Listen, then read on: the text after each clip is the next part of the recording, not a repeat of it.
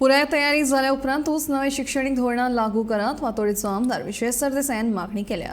आता 5वी मेरेन परीक्षा आसची ना हाचे खातीर पालक तयार आसात काय कितें असो प्रश्नूय ताणें उपरासला। सावंत कमिटीन आनीक 6 म्हयन्यांचो वेळ मागून घेतला। हाचो अर्थ अभ्यासक्रम अजून तयार जावंक अशें आसतना नवे शिक्षण धोरण राबोवचे पयलीं आनी एक फावट विचार करचो अशें विजयाचें म्हणणें आसा।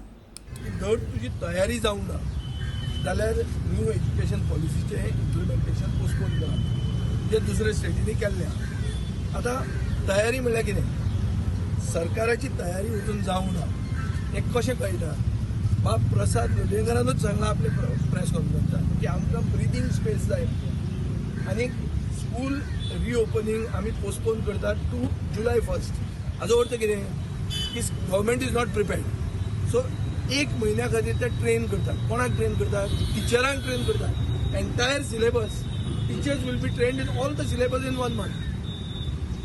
Who are the stakeholders for education? A new education policy stakeholders are parents, teachers and students. Teachers and parents and students यांच्या हांगा पडून वचूंक ना।